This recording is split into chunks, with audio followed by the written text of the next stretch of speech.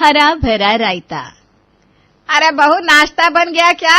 और कितनी देर लगेगी? पेट में चूहे कूद रहे हैं। जल्दी से नाश्ता लगा दे, अब और इंतजार नहीं होता मुझसे, तो बड़ी भूख लगी है। सुबह के 9 बज रहे थे। शर्मा जी के घर में नाश्ते के टेबल पर बैठी माधवी शर्मा अपनी नई नवेली बहू लवीना को आवाज लगाती है। लवीना को अभी शादी करके ससुराल आए कुछ ही महीने हुए थे और वो अपने ससुराल वालों का दिल जीतने के लिए हर दिन कुछ नया बनाकर उन्हें परोस रही थी। जवाब में लवीना भी किचन से आवाज लगाती है, हो गया मम्मी जी, बस अभी लाई, बस 5 मिनट और। थोड़ी देर बाद लवीना सबके लिए टेबल पर नाश्ता लगाती है। पनीर के पराठे, दही, मक्खन, अचार और चाय। नाश्ता देखकर बहुत खुश होते हैं सब, सिवाय माधवी के। वाह वे, बहुत अच्छी खुशबू आ रही है। आज तो खाने में मजा आ जाएगा। लवीना, तुमने कमाल कर दिया। हाँ भैया, भाभी खाना एकदम कमाल बनाती है। अभी हफ्ते भर ही हुए भाभी को आए हुए और उनके हाथों का स्वाद तो जबान पर चढ़ भी गया। अब तो दूसरा कुछ खाने का मन ही नहीं करता। हाँ भाभी, आपके हाथ की पराठे, क्या कहना, दिन बन जाता है मेरा। वैसे भी मुझे तो नाश्ते में पराठे बहुत पसंद है, ऊपर से घर का ताजा मक्खन हो तो क्या कहने।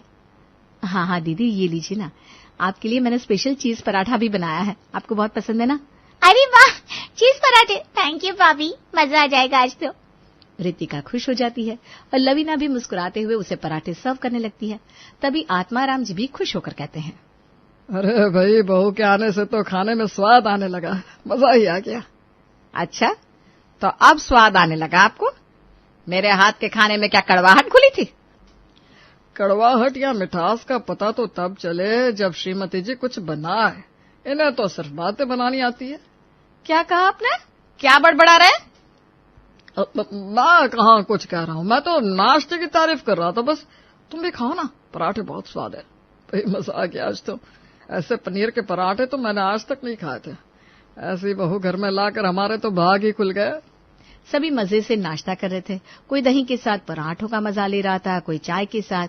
पर माधवी को ये सब कुछ राज नहीं आ रहा था। वो मुंह बनाते हुए कहती है, अरे बहू, ये कैसे पराठे बनाए तूने? ना कोई मसाला है, ना तीखापन, और पराठों पर इतना मक्खन। इतना मक्खन कौन डालता है पराठों पर? और इस तरह खाली पराठा परोसने से तो अच्छा था तो कोई अच्छी सी सब्जी भी बना लेती साथ में। ये क्या नाश्ता बनाकर रख दिया तूने, सूखा सूखा सा। पता नहीं क्या सीख कर आई अपने मायके से। सूखा सूखा कहा है मम्मी जी? ये देखिए ना, दही भी है, अचार भी है, और सूखा लग रहा है तो ऊपर से थोड़ा मक्खन और लीजिए ना, मजा आएगा आपको। मैंने तो बहुत मन से बनाए पराठे। मेरे मायके में भी सबको बहुत पसंद आते थे मेरे हाथ के पनीर के पराठे। बस बस, ये दही मक्खन परोसने के अलावा और कुछ नहीं आता क्या तुम्हें?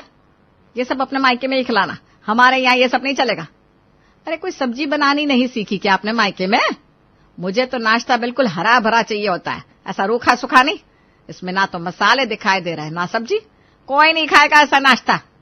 एक काम करते हैं, ऋषभ, ऋत्विक और ऋषभ के पापा बाहर खा लेंगे। मैं और ऋतिका भी कुछ बाहर से ही ऑर्डर कर लेंगे।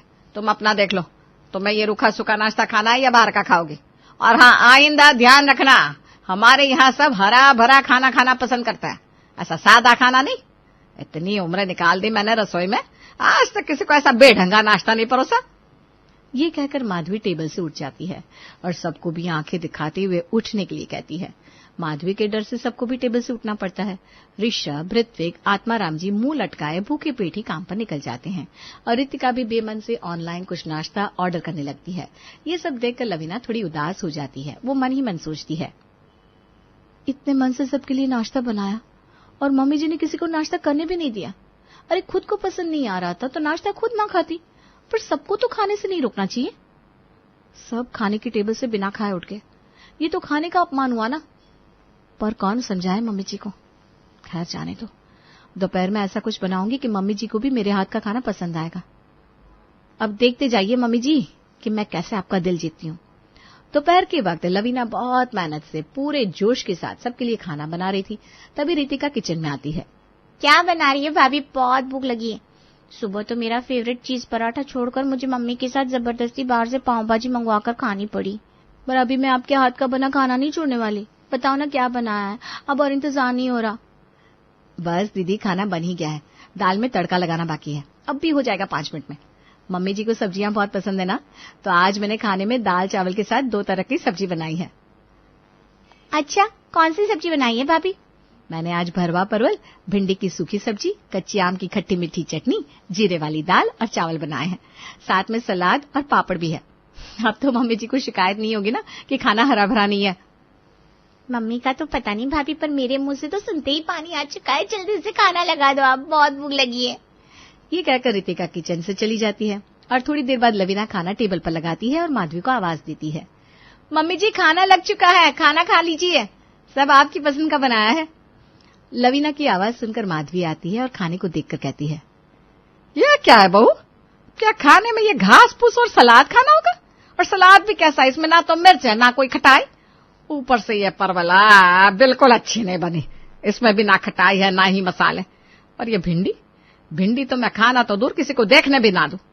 ये कैसा खाना बना दिया बहू, कुछ सीख नहीं आई क्या मायके से? क्या सिखाया है तुम्हारी माँ ने? अपनी सास की डांट सुनकर एक बार फिर लवीना का चेहरा लटक जाता है। तभी माधवी रितिका की ओर देखती है। रितिका बिना अपनी माँ की किसी भी बात पर ध्यान दिए चुपचाप खाना खा रही थी। तभी माधवी ने रितिका के सामने से प्लेट हटाते हुए कहा, ये कैसा कच्चा पक्का बिना मसाले का घटिया खाना खा रही है तू? छोड़ इसे, ऐसा घटिया खाना मैं तुझे नहीं खाने दूंगी। हाय मेरे फूल से बच्ची बीमार पड़ जाएगी। तो जाकर स्विगी या जोमेटो से कुछ ऑर्डर कर दे। पर मम्मी खाना अच्छा बना है, खाने दो ना, मुझे पसंद है ये खाना। ये सुनते ही माधवी चिल्लाने लगती है, अरे इस घर में सबको हो क्या गया है, ऐसा घटिया खाना खाकर तबीयत खराब हो जाएगी। खाने में स्वाद और सेहत का सही तालमेल बहुत जरूरी होता है। मैं ऐसा खाना किसी को नहीं खाने दे सकती। अब बहस मत कर, जाकर ऑनलाइन कुछ ऑर्डर कर ले जा। ये कहकर माधवी रितिका के सामने से प्लेट उठाकर किचन में ले जाती है और सारा खाना किचन सिंक में फेंक देती है। बेचारी रितिका चाहकर भी घर का बना स्वादिष्ट खाना नहीं खा पाती। कुछ दिन इसी तरह बीतते हैं। लवीना हर रोज पूरे मन से खाना बनाती है और माधवी हर बार लवीना के खाने में कभी खटाई नहीं है, कभी मसाले नहीं है, तो कभी सब्जियां नहीं है कहकर नुक्स निकालती रहती। न खुद खाना खाती न किसी को खाने देती। एक दिन यही सब सोचते हुए लवीना उदास होकर अपने कमरे में बैठी थी। पूरा 1 महीना हो गया मुझे शादी करके इस घर में आए हुए। हर दिन खाने में कुछ न कुछ अलग बनाने की कोशिश करती हूँ, पर मम्मी जी को कुछ पसंद ही नहीं आता। हर बार कुछ न कुछ नुक्स निकाल देती है। खुद तो कभी मेरा बनाया खाना चखती तक नहीं है, देख कर ही नाक मुंह सिकुड़ने लगती है और घर में किसी और को भी खाने नहीं देती। ऐसे तो एक दिन इस घर के लोग मुझे ही भूल जाएंगे। करूं तो क्या करूं, कैसे अपने ससुराल वालों का दिल जीतूं। लीना अभी ये सब सोच रही थी कि तभी उसकी सहेली बानी का फोन आता है। हेलो लवीना मैडम, कैसी हैं? शादी क्या हो गई, दोस्तों को भूल ही गई? अरे कभी तो हम गरीबों को भी याद कर लिया कर। लगता है ऋषभ जीजाजी ने कुछ ज्यादा ही दिल लगा लिया है तेरा। अरे बानी क्या तू भी, अच्छा किया जो फोन कर लिया, मैं भी ना तुझसे बात करने के बारे में सोच रही थी। चल अब ज्यादा झूठ मत बोल। ये बता कैसी है, सब ठीक ठाक है ना? तेरे ससुराल वाले कैसे हैं? ससुराल वाले तो सब अच्छे हैं यार, पर बस मम्मी जी क्या अच्छी नहीं है क्या तेरी सास? ऐसी बात नहीं है यार, पर वो मम्मी जी को ना मेरे हाथ का खाना पसंद नहीं है। ना वो खुद खाती है ना घर वालों को खाने देती है। हर बार कहती है कुछ मसालेदार हरा भरा बनाओ। सब ट्राई कर लिया पर उन्हें कुछ पसंद ही नहीं आता। साउथ इंडियन से लेकर नॉर्थ इंडियन तक सब बनाकर देख लिया, और सिर्फ इंडियन ही नहीं, Chinese, Italian, Mexican, Thai food भी ट्राई कर लिया, पर हर बार सेम डायलॉग, ये नहीं चलेगा, कुछ हरा भरा बनाओ। उनकी इस हरे भरे के चक्कर में ना घर का बजट बिगड़ चुका है, पर उनको ये बात समझ भी नहीं आ रही। बस समझ गई तेरी प्रॉब्लम, फिकर नॉट। तेरी इस प्रॉब्लम का तोड़ है मेरे पास। बस आखिरी बार एक और डिश ट्राई कर ले। अगर इस बार तेरी सास ने कुछ कहा तो नाम बदल देना मेरा। यार कुछ फैंसी मत बताना, महीने का आखिर चल रहा है, अब तो इतना बजट भी नहीं है। अगर ऋषभ जी से पैसे मांगूंगी तो वो मुझे ही डांट देंगे। अरे फिकर नॉट, तेरी ये दोस्त ऐसी डिश बताएगी कि सांप भी मर जाएगा और लाठी भी नहीं टूटेगी। तू और तेरे मुहावरे मेरी समझ के बाहर है। अब सीधा सीधा कुछ बताएगी या सिर्फ पहेलियां ही बुझाएगी? पूरी ट्यूबलाइट है तू। मेरा मतलब है तेरा काम भी हो जाएगा, बजट भी नहीं बिगड़ेगा। तो बस ये बता, घर में इस वक्त कौन कौन सी सब्जी है? इस वक्त घर में परवल, लौकी, खीरा, गाजर, टमाटर, धनिया पत्ती और बैंगन पड़े हैं। बढ़िया, तेरी नई डिश इन्हीं सब्जियों से बनेगी, और ऐसी बनेगी कि तेरी सास को कुछ कहने का मौका ही नहीं मिलेगा। तू बस मेरी बात ध्यान से सुन। और फिर बानी लवीना को एक ऐसी डिश की रेसिपी बताती है कि उसकी आंखें भी खुशी से चमक उठती हैं, पर फिर कुछ सोचकर वो थोड़ा उदास हो जाती है। यार सुनने में अच्छा लग रहा है, पर तेरा ये आइडिया काम तो करेगा ना? अरे बिल्कुल करेगा, नहीं किया तो नाम बदल देना मेरा। ये कहकर बानी फोन रख देती है। लवीना भी अपने काम में जुट जाती है। रात के वक्त खाने के टेबल पर। क्या बनाया आज लवीना? आज तो कुछ बाहर से नहीं मंगवाना पड़ेगा ना? नहीं, आज मेरे हाथ का बना खाना मम्मी जी को जरूर पसंद आएगा। बिल्कुल मम्मी जी की पसंद का खाना बनाया मैंने, वैसा ही जैसा मम्मी जी को चाहिए। ऐसा क्या बना दिया तूने आज जो इतनी खुश हो रही है? बेटा, तुम्हारी मम्मी जी को खुश करना तो हाथी को चड्डी पहनाने जैसा है। ऐसा क्या बना दिया तुमने कि तुम्हारी मम्मी जी खुश हो जाएंगी? आपको तो बस मुझ में ही खोट नजर आती है, हैं? अरे बहू को कुछ ढंग का बनाना आता तो क्यों ना खुश होती मैं, पर उसे कुछ बनाना आता ही नहीं तो क्या करूं मैं? तभी लवीना कहती है, मम्मी जी, पापा जी, आप लोग प्लीज लड़ाई मत करिए, मैं खाना लेकर आती हूँ, आज सब अच्छा ही होगा। थोड़ी देर में लवीना खाना लेकर आती है और खाने को देखते ही माधवी की शक्ल बन जाती है। ये क्या है बहू, आज तो तूने कुछ बनाया ही नहीं, क्या है ये? सिर्फ रायता और रोटी, ये खाएंगे हम खाने में? मम्मी जी ध्यान से देखिए ना, ये सिर्फ रायता नहीं है, बहुत कमाल का रायता है। बहू मैंने तुझसे कहा था ना कुछ हरा भरा बनाया कर, ये बिल्कुल सादा है, रायता बना कर ले आई तू। अब क्या इसके साथ रोटी खाएंगे? नहीं भाई, मुझसे नहीं खाया जाएगा और ना ही किसी और को खाने दूंगी मैं। खाना तो बाहर से ही ऑर्डर करना पड़ेगा आज। हरा भरा ही तो है ना मम्मी जी, देखिए तो इस रायते में मैंने खूब सारी उबली हुई सब्जियां डाली हैं, जैसे परवल, लौकी, खीरा, गाजर, प्याज, टमाटर, बैंगन और धनिया पत्ती भी। क्या रायते में बैंगन, परवल, टमाटर? ये कौन डालता है रायते में? लवीना, ये क्या बनाया है तुमने? कौन खाएगा इसे? ऋषभ जी, मम्मी जी को तो ऐसा ही खाना पसंद है ना, जो एकदम हरा भरा हो, तो मैं क्या करती, बनाती है हरा भरा रायता। अरे वो तो छोड़ो, इसमें मसाले कहाँ है? बिना मसाले कैसा हरा भरा खाना? सिर्फ घास फूस नहीं लाने को कहा था मैंने तुझे। अरे है ना मम्मी जी, इसमें मसाले भी हैं। मैंने रायते में नमक, काली मिर्च, भुना जीरा और लाल मिर्च भी डाली है। और खटाई वो कहाँ है? मम्मी जी रायता है तो खटाई तो होगी ही ना। दही जो है इसमें, और टमाटर भी तो है, खाकर तो देखिए, बहुत पसंद आएगा आपको। बिल्कुल आपकी पसंद को ध्यान में रखकर बनाया है। अब तड़का तो नहीं लगाया इसमें, ऐसे कैसे सूखा सूखा खाएंगे? ना भाई ना, ये नहीं खाया जाएगा, आज भी खाना बाहर से ही मंगवाना पड़ेगा। नहीं मम्मी जी, आज खाना बाहर से मंगवाने का चांस ही नहीं है, तड़का लगाया है मैंने। मम्मी जी ऊपर से घी, सरसों और कड़ी पत्ते का तड़का भी लगाया है। आज तो रवीना के पास अपनी सास के हर नुक्स का तोड़ था। उसने एक साधारण से रायते में ही सब्जी, मसाले, खटाई और तड़के का अंबार लगा दिया था। अब माधवी कहे तो क्या कहे, अब तो माधवी परेशान हो चुकी थी। ये बैंगन, टमाटर और परवल वाला रायता वो खाए तो भला कैसे खाए, पर अंदर ही अंदर वो समझ रही थी कि ये तो उसी का फैलाया रायता था, समेटना तो अब उसे ही था। तभी आत्माराम जी ने कहा, हे भगवान, ये क्या पका दिया बेटा तूने, इसके साथ रोटी कैसे खाएंगे? मुझसे नहीं खाया जाएगा भाई। फिक्र नॉट पापा जी, आप सबके लिए अलग से आलू टमाटर की सब्जी बनाई है मैंने। ये रायता तो खास मम्मी जी के लिए है, उन्हें सब हरा भरा और मसालेदार चाहिए होता है ना। सुन लिया मम्मी आपने, अब खाइए आप अपनी ये स्पेशल डिश। हम तो आलू टमाटर की सब्जी से काम चला लेंगे। 1 महीने से बाहर से खाना मंगा कर मेरी जेब का हाल बेहाल कर दिया आपने। 50,000 रुपए सिर्फ खाना खाने में खर्च हो गया आपकी वजह से। कितना अच्छा तो खाना बनाती है लवीना, पर नहीं, आपको हरा भरा खाना है तो खाइए। अब हम तो पहले वाला खाना ही खाएंगे, हमें तो वही पसंद है। हाँ मम्मी, हमें तो भाभी के हाथ के बने खाने से कोई प्रॉब्लम कभी थी नहीं। आपकी वजह से हमें बाहर का खाना खाना पड़ता था। पेट बिगड़ गया मेरा तो बाहर का खा खा कर। ना तो आप खुद खाती थी, ना हमें खाने दिया कभी कुछ भी। अब आप ही खाइए ये हरा भरा रायता, हम तो आलू टमाटर की सब्जी में ही खुश है। हाँ मम्मी, आपने बिना वजह ताने दे देकर मजबूर कर दिया भाभी को ऐसी अतरंगी डिश बनाने के लिए। अब ये खाना आप ही खाइए, ये चितकबरा रायता आपको ही मुबारक। और क्या, तुम्हें खाओ ये चितकबरा खाना, हम सब तो बहू के हाथ का सादा खाना खाकर ही खुश है। अरे साक्षात अन्नपूर्णा आई है हमारे घर, पर तुमने कभी कदर ही नहीं की उसकी। उल्टा तुम्हारी ये हर बात में नुक्स निकालने वाली आदत ने हद कर दी। बात बात पर टोक कर उसका मनोबल गिरा दिया तुमने। देखो तुम्हारी वजह से कैसा खाना बनाने लगी है वो, ऊपर से घर का बजट बिगड़ा सो अलग।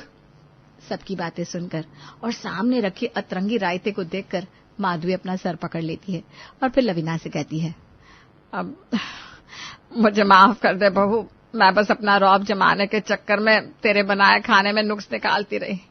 मुझे डर था कहीं तू अपने स्वादिष्ट खाने से सबका दिल ना जीत ले और मेरी सच्चाई सबके सामने ना आ जाए। असल में तो खाना बनाना मुझे ही नहीं आता, इसीलिए तेरे खाने में खोट निकाल कर खुद को ऊंचा साबित करने की कोशिश करती रही। पर अब मुझे अकल आ गई, अब से तू जो बनाएगी हम सब वही खाएंगे, खुशी खुशी, बिना नुक्स निकाले।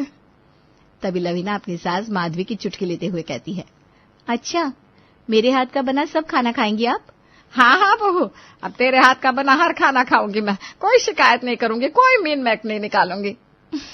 तो फिर ठीक है, ये रायता खाकर बताइए ना कैसा है। ये सुनते ही माधवी एकदम से सक पका जाती है। मेरा मतलब है इस सतरंगी रायते को छोड़कर सब खाऊंगी तेरे हाथ का बना। अभी के लिए ना मैं भी सबके साथ आलू टमाटर की सब्जी और रोटी खा लेती हूँ। माधवी के मुंह से ये सुनते ही सब खिलखिलाकर हंस देते हैं और हंसते मुस्कुराते हुए आलू टमाटर की सब्जी के साथ खाना खाने लगते हैं। माधवी को अब अकल आ जाती है और वो अब कभी भी अपनी बहू लवीना के बने खाने में नुक्स नहीं निकालती। अरे अरे, ये क्या कर दिया भाभी आपने? इस कढ़ाई में घी क्यों निकाल रही है?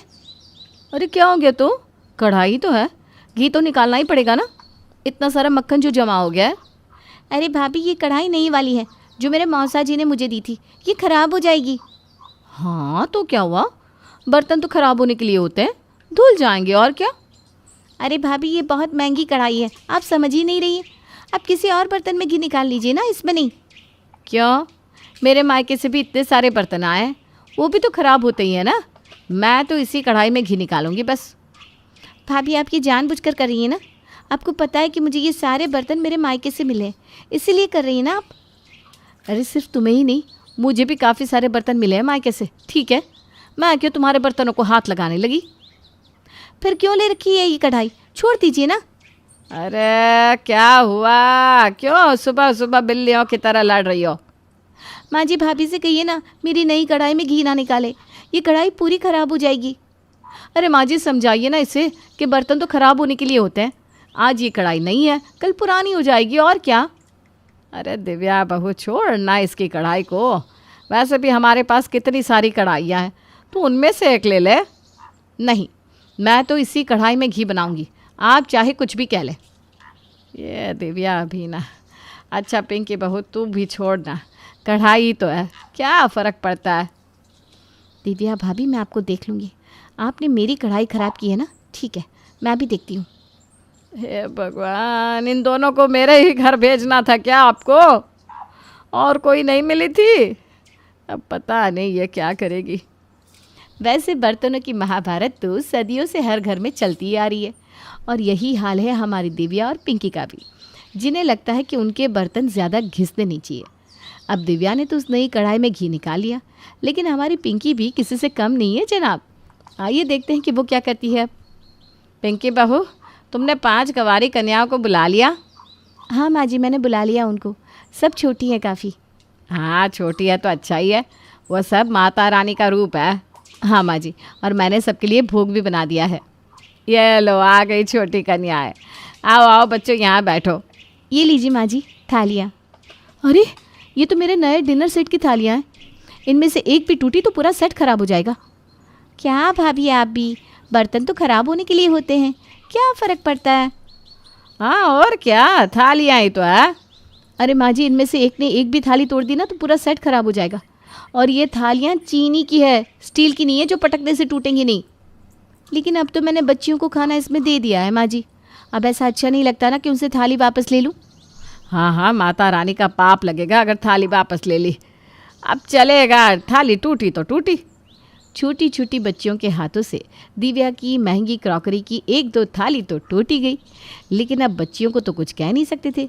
लेकिन पिंकी ने अपना बदला ले लिया। दिव्या ने उसकी नई कढ़ाई खराब कर दी थी और पिंकी ने उसके क्रॉकरी सेट को खराब कर दिया।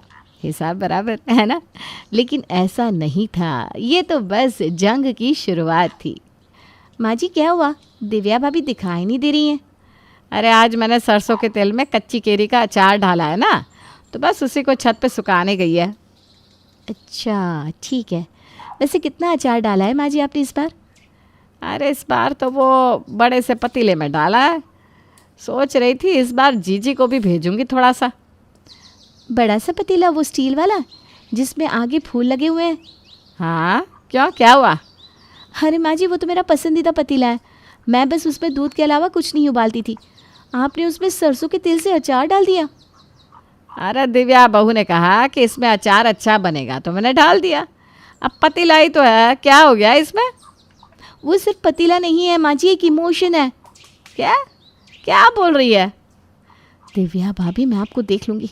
आपने मेरा फेवरेट पतीला ख़राब किया है ना, अब देखिए मैं क्या करती हूँ।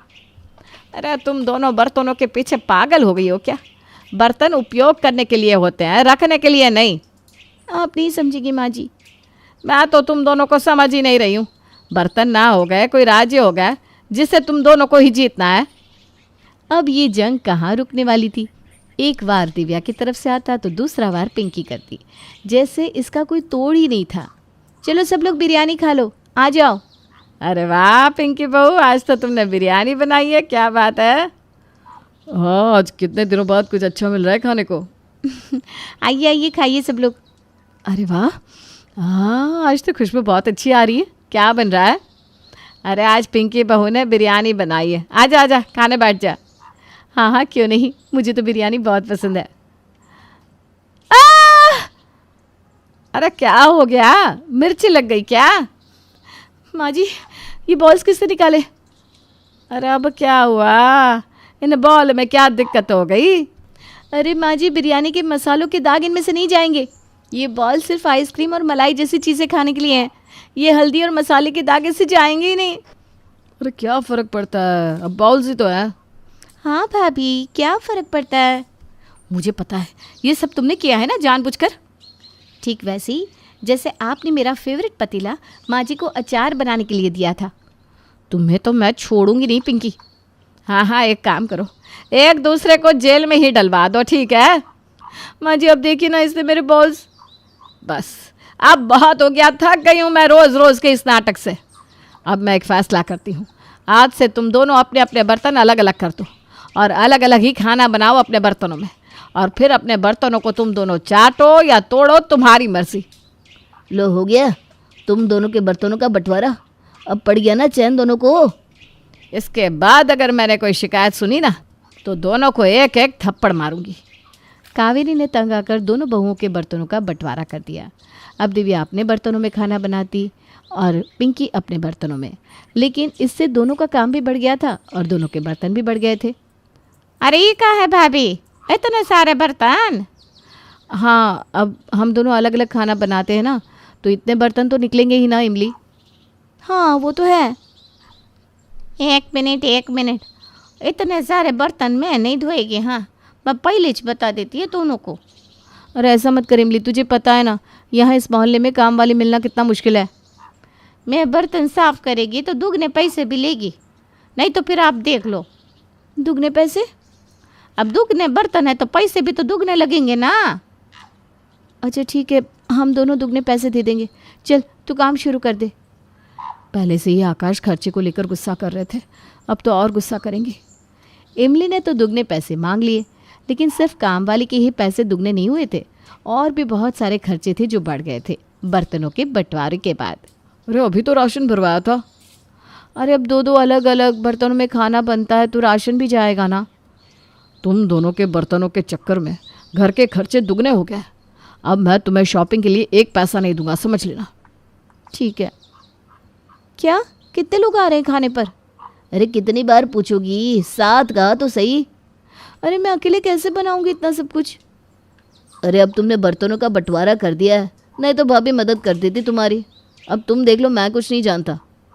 दिव्या और पिंकी को अब बर्तन तो मिल गए थे, लेकिन उनका सुकून छीन गया था। दोनों ना तो पैसे बचा पा रही थी और ना ही उन दोनों का काम खत्म हो पा रहा था। अरे क्या हुआ पिंकी बहू, ये नई क्रॉकरी को साफ नहीं किया? अरे माँ जी, भाड़ में जाई नई क्रॉकरी, मुझे नहीं करनी साफ। भाभी के साथ थी तो कब काम खत्म हो जाता था पता भी नहीं लगता था।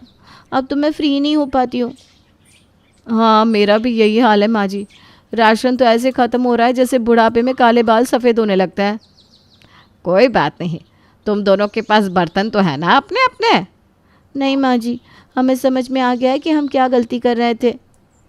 पिंकी ये ले, तुझ पे तो मैंने अपना ये नया वाला वाइट कलर का कप सेट भी पार दिया।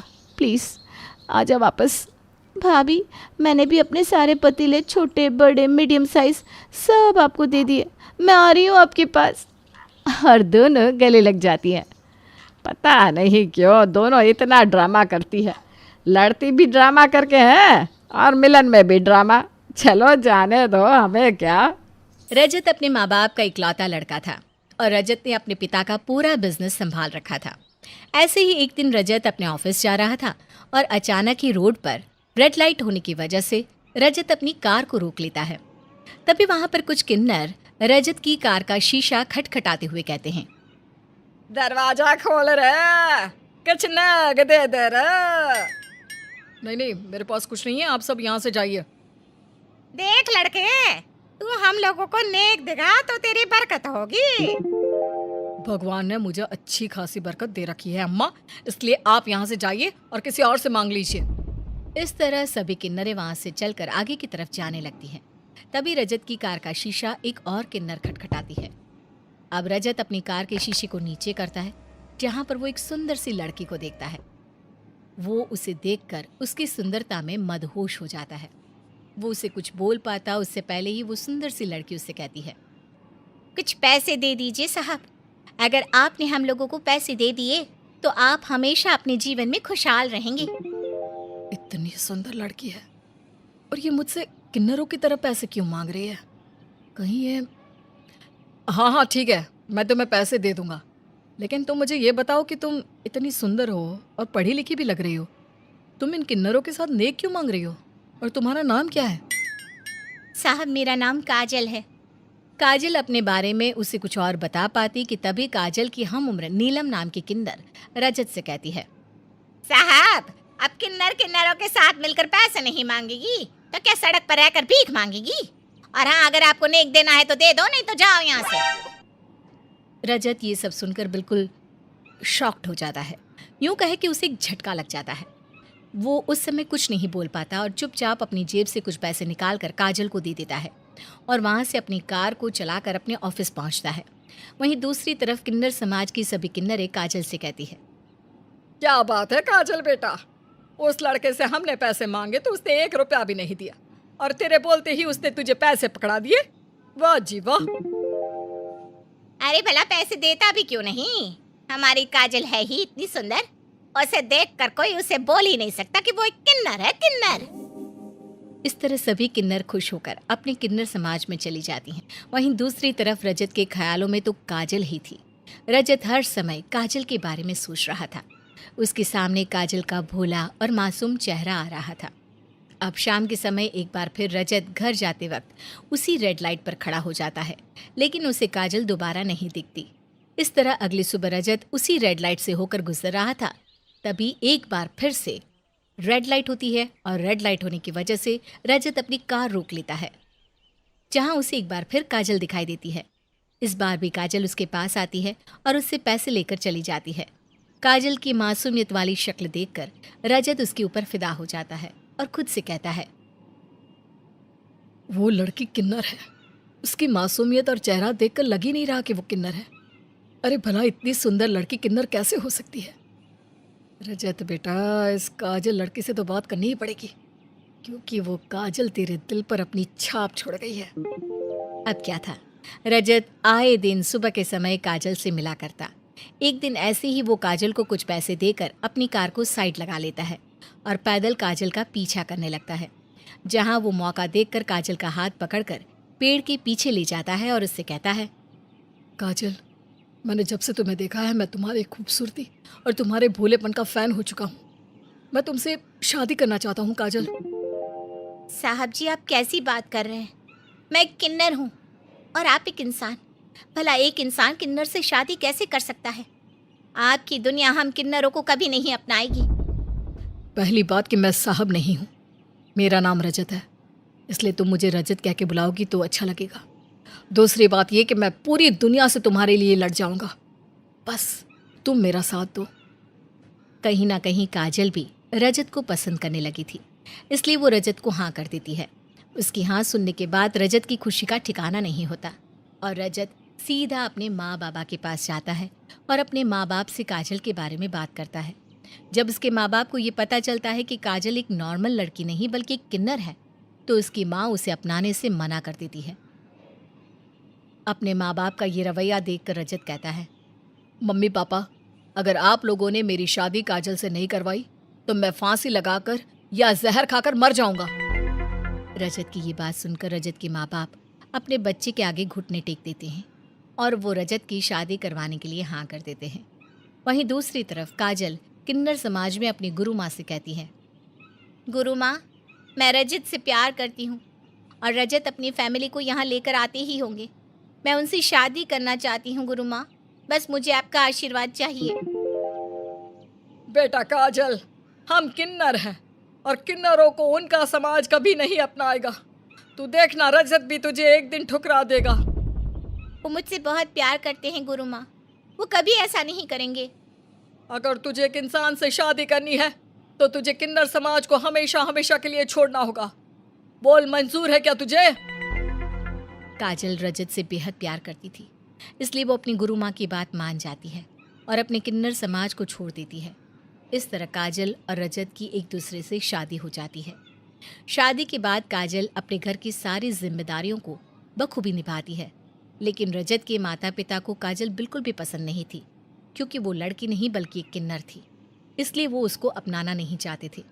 ऐसे ही एक दिन रजत को किसी काम से बाहर जाना पड़ता है और कुछ दिन तक रजत घर नहीं आता। ये देखकर रजत की माँ रजत के पिता से कहती है, अजी, मैं तो इसको अपनी बहू कभी भी नहीं अपना पाऊंगी। मेरा तो इसके हाथ का पानी भी पीने का मन नहीं करता। अपने बेटे की वजह से ना चाहते हुए भी इसके हाथ का खाना खाना पड़ रहा है। तुम सही बोल रही हो भाग्यवान। मेरा तो मन करता है इस घर को मैं छोड़कर चला जाऊं या इस किन्नर को इस दुनिया से ही उठा दूं। वैसे आइडिया बुरा नहीं है जी। हमारा रजत काम से बाहर गया है और इसके किन्नर समाज में इसे ढूंढने वाला कोई होगा भी नहीं, और जब हमारा बेटा आएगा तो हम बोल देंगे, न जाने तेरी लुगाई कहाँ चली गई। इस तरह हमारा बेटा इसके चंगुल से मुक्त भी हो जाएगा और हमें भी इससे मुक्ति मिल जाएगी। रजत के माता पिता काजल को मारने की पूरी प्लानिंग करते हैं और अब रात के 10 बज रहे थे। काजल अपने कमरे में बैठकर खाना खा रही होती है, तभी वहां पर उसके सास ससुर जाते हैं और उसकी सास काजल से कहती है, बड़े ही आराम से खाना ठूस रही है तू। कोई बात नहीं, अब तेरे खाने का समय खत्म हो चुका है, क्योंकि तेरे दिन पूरे हो चुके हैं। तूने हमारे नाक में दम कर रखा है। जब से तू मेरे घर में आई है, मेरे घर की सुख शांति चैन सब भंग हो गया। मेरे घर की बहू एक किन्नर कैसे हो सकती है? मैं किन्नर बहू को और बर्दाश्त नहीं कर सकती। काजल कुछ बोल पाती उससे पहले काजल की सास और काजल का ससुर दोनों ही काजल का गला रस्सी से दबाने लगते हैं।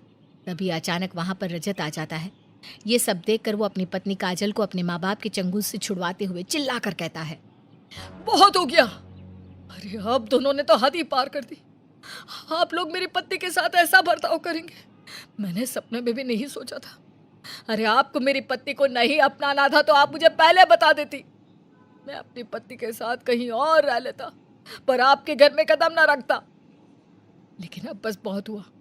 मैं अपनी पत्नी को लेकर यहाँ से जा रहा हूँ और आप अपने घर में शांति सुख को बनाए रखें, लेकिन अपने बेटे के बिना। रजत बेटा, हमें माफ कर दे। हम तेरी पत्नी को अपना लेंगे, लेकिन तू हमें छोड़कर मत जा बेटा।